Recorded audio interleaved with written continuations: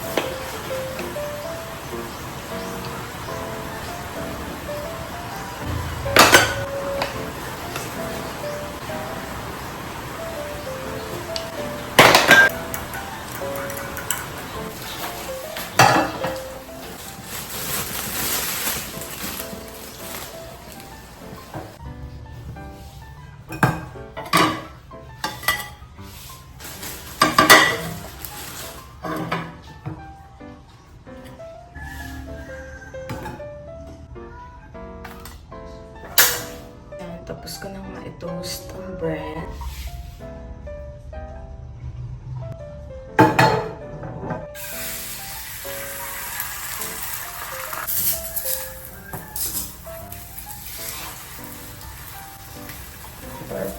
Ito yung ilalagay ko, the ketchup and Eden mayo.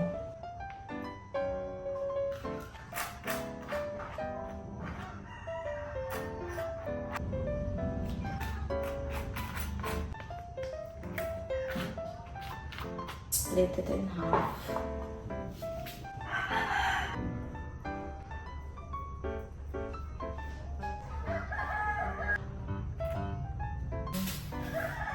A simple breakfast.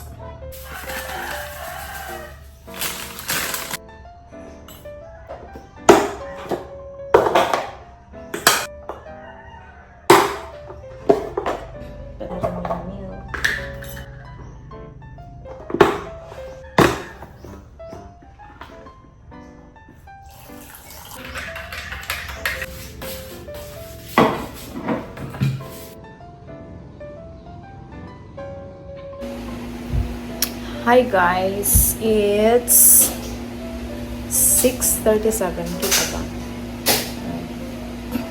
6:37 and samahan niyo akong mag-prepare ng dinner.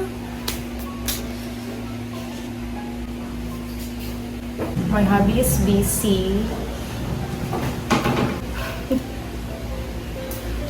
Oh no. Oh no. Oh no, no, no, no, no.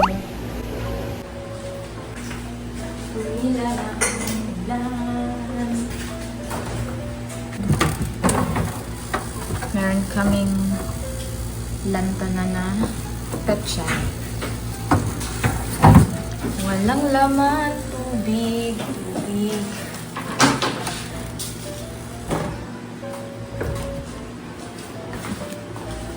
Sibuyas, sibuyas.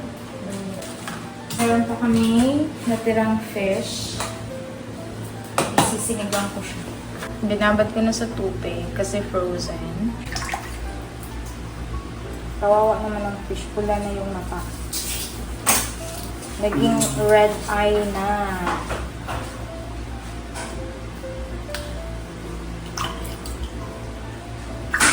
Ayokong naglilinis ng isda. Kasi malansa. But I don't have a choice. Tapos ko lang malinisin ang mga isda. May gusto akong i-share sa inyo guys. Wow. Ganun siya. And then, i-drain lang.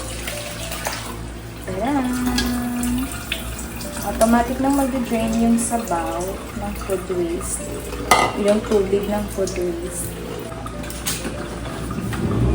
Babe, ano ngayon ngaran sa ninisda?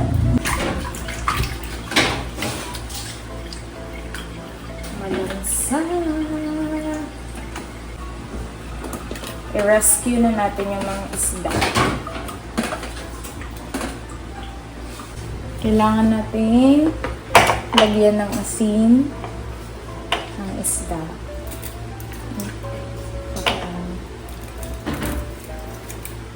set aside. Now, let's prepare the ingredients. Flexing my Red Chef knives. I always use this boning knife from Red Chef.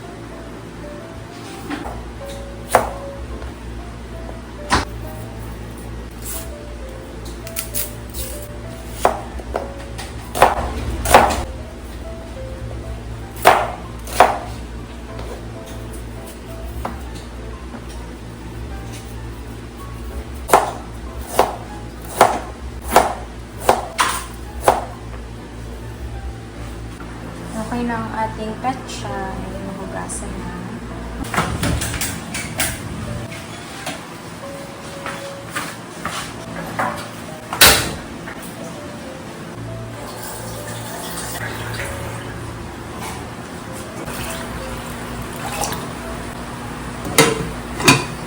Pakuluin lang natin.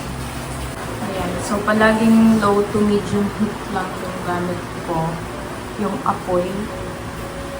Kasi masyadong sensitive itong kuko ears. Hindi siya pwede for high heat. Wala pa kaming water connection. So, kung mapapansin nyo, walang naka-display na blue na galon or any water jug. Kasi, nandito siya sa ilalim. May naka-connect na hose papunta dito sa water pump. Diba? And, very hygienic itong water pump na to.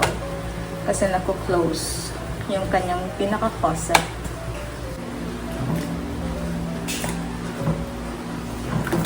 Swimming sila together. Super cute itong milk pot ng Red Chef. Ito palagi yung ginagamit ko kasi dalawa lang naman kami dito sa bahay. So, sakto lang talaga siya for us. Let me see. Wow. Okay. Dati kasi, naka-open yan and very visible. I-zoom natin. Binutasan yan kasi hindi nagkasya yung pin light na binili na. Kaya ginagawa niya tip light pala. Kaya ginagawa niya ng paraan para ma-cover yun. Hindi na natigil sa kakakulikot ang lalaking ito.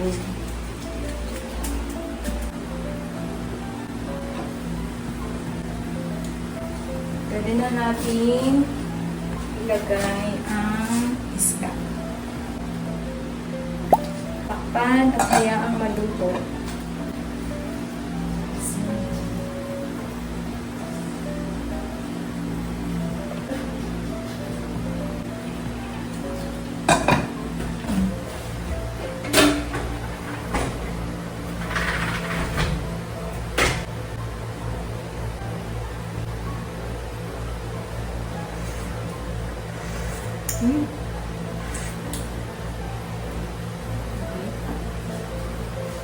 Mag-alas na sinigang.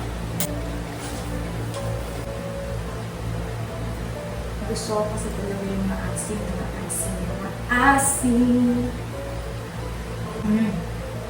Perfect. Perfect. Luto na. Ang sarap.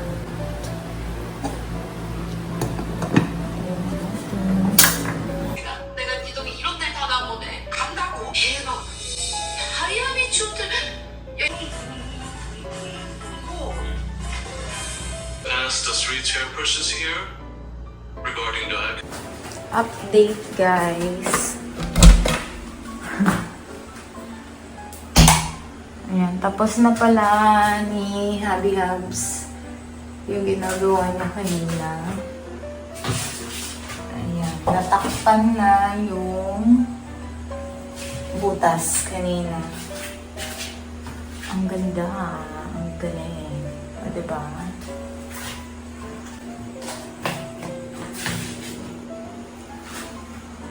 Sana.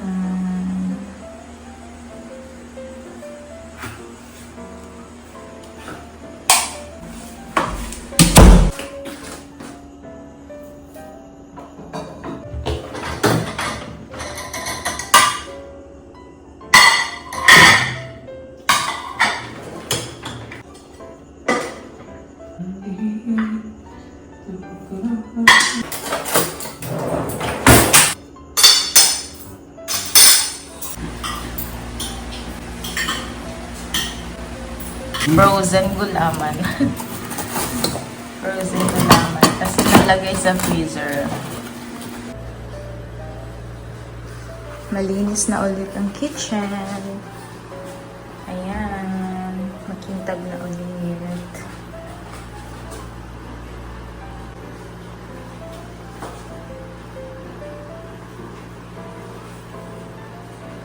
Yung aming non-slip mat ay kulang, maikli.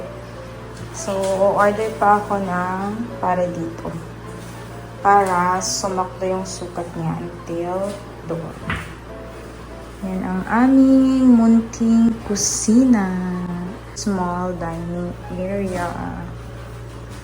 4-seater lang. So, mayroong doon, lagayan ng parcel. Nilalagyan namin ng basura for the meantime. Kasi, yung in-order kong basurahan ay di pa dumarating. And sa taas muna namin ng ref nilalagay yung mga containers na nilalagyan ng ulam. So, yan yung aming ceiling lights o center light. Yan naman ang mga pin light. May-change siya, tricolor siya. Ayan. And also, yung pinaka-center light, tricolor din. Ayan.